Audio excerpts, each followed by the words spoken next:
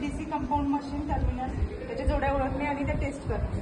Okay, ही DC compound motor आहे तर त्याच्यामध्ये DC series motor plus DC shunt motor mix असते. म्हणजे दोन्ही मोटर एकत्रित असतात, दोन्ही मिळून त्या कंपाऊंड मोटर होते.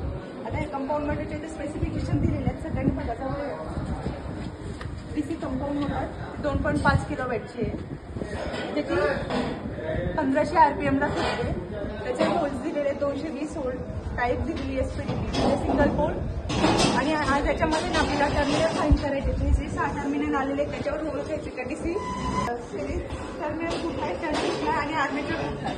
हे तिन्ही टर्मिनल आपल्याला फाईंड करायचे आहे. याच्यासाठी आपल्याला 3 मेथड आहे. एक म्हणजे आपण टेस्ट लॅबनी मीटर करू शकतो, मल्टीमीटरनी टेस्ट करू शकतो आणि तिसरं म्हणजे रेजिस्टर फाईंड करून आपण सुद्धा टर्मिनल फाईंड करू शकतो की याचा सिरीज कुठला आहे, शंट कोणता आहे आणि आर्मेचर टर्मिनल कुठला आहे. ओके, आता याच्यामध्ये हे जे 6 टर्मिनल वरती आलेले मोटरचे त्याच्यामध्ये AA, YY, FF, AYF याच्यामध्ये ना आपल्याला वरून काहीच कळत नाही का याच्यातला सिरीज कुठला टर्मिनल आहे, शंट कुठला आहे आणि आर्मेचर कुठला आहे. तर याच्यावरून आपल्याला बाय टेस्ट लॅम्प आपल्याला हा फाईंड करायचा आहे का कुठला कोणता आहे, कुठला कोणता आहे. तर पहिला आपण सिरीज फाईंड करू. आता लक्ष द्या, सिरीज आणि आर्मेचर मध्ये जेव्हा आपण टर्मिनल फाईंड करतो तेव्हा लॅम्प हा ग्लो होतो. का ग्लो होतो? कारण जो रेझिस्टन्स असतो त्यांचा तो रेझिस्टन्स कमी असतो आणि शंट मध्ये आपल्याला बारीकसा स्पार्क दिसतो की तो लॅम्प सुद्धा ग्लो होत नाही. आपण A टर्मिनल मध्ये घातली आहे, पुढची वायर आपण A1 मध्ये बघ, लॅम्प ग्लो झाला म्हणजे इथे काहीतरी कनेक्टिव्हिटी आहे दोघांमध्ये किंवा काहीतरी कंटिन्युटी आहे. पण याच्यावरून आपल्याला कळत नाही की हे टर्मिनल कुठले, आधी सिरीज आहे, शंट आहे किंवा आर्मेचर. ओके, हे इथेच ते दुसरी वायर इथे झाला लॅम्प ग्लो नाही म्हणजे यांच्यामध्ये दोघांमध्ये कनेक्टिव्हिटी नाहीये. ओके, तिसरा म्हणजे इथे पण नाहीये, दोन्ही चेक कर. हे दोन्ही वाय आणि F दोन्ही चेक कर, खाली टाकतो नाही ते तिथेच नव्हते. हे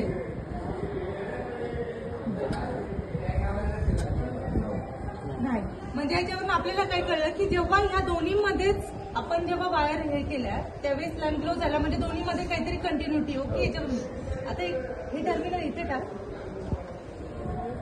आणि बाकी सगळ्या ठिकाणी झाला लॅम्प ग्लो नाही झाला म्हणजे इथे काहीतरी आहे. याच्यावरून कळतं कुठेतरी आतमध्ये कंटिन्युटी आहे. पण याच्यावरून अगेन हे नाही कळत की ही सिरीज आहे, शंट आहे का आर्मेचर. ओके, आयुष नेक्स्ट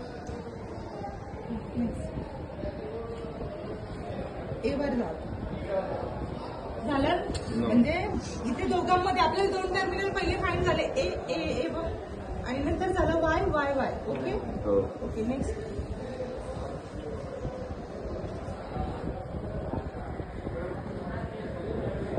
झाला लॅम्प ग्लो नाही. ओके, नेक्स्ट इथे स्पार्क दिसेल एकदम मायनर आहे. आयुष ही व्यवस्थित घाल पहिला. स्पार्क दिसतो सगळ्यांना. ओके, म्हणजे इथे लॅम्प ग्लो झालाय का नाही. स्पार्क झाला म्हणजे काय आहे, इथे थोडासा स्पार्क झाला म्हणजे रेझिस्टिव्हिटी खूप जास्त आहे.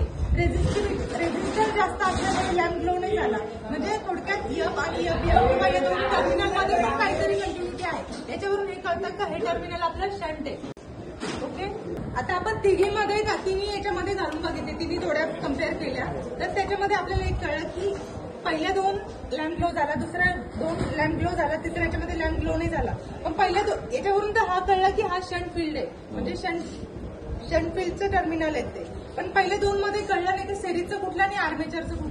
बरोबर, दोन्ही याच्यामध्ये लॅम्प तर ग्लो झालाय पण तुम्हाला कळलंच नाही सिरीज कुठला आणि आर्मेचर कुठले. तर याच्यासाठी नेहमी लक्षात घ्या, आर्मेचर हा ब्रशेस नेहमी आर्मेचरवर माउंट असतात. म्हणजे आपल्याला दोन्ही याच्यामध्ये लॅम्प ग्लो झाला पण कळला नाही आर्मेचर कुठली आणि सिरीज कुठली. तर आर्मेचर फाईंड करण्यासाठी दुसरा एक प्रयोग म्हणजे ब्रश वर चेक करायचं आर्मेचर, कारण आर्मेचरचे वर ब्रश माउंट असतात म्हणजे ब्रशला कुठेतरी कनेक्शन असतं. त्या प्रोसेसमध्ये आपण आर्मेचरचं टर्मिनल कुठलं आहे ते फाईंड करतो. एक टर्मिनल आपण वायरचं इथे टाकलं आणि दुसरं ब्रशला लावतो म्हणजे इथे काहीतरी कनेक्शन आहे. थोडक्यात कळलं म्हणजे आर्मेचरचं कनेक्शन इनडायरेक्टली ब्रश सोबत आहे म्हणून आपण एक टर्मिनल ब्रशवर ठेवून कंटिन्युटी चेक केली तर लॅम्प ग्लो झाला. म्हणजे याच्यावरून आपल्याला तिन्ही टर्मिनल कळले, सिरीज कळलं, आर्मेचर कळलं आणि शंट कळलं.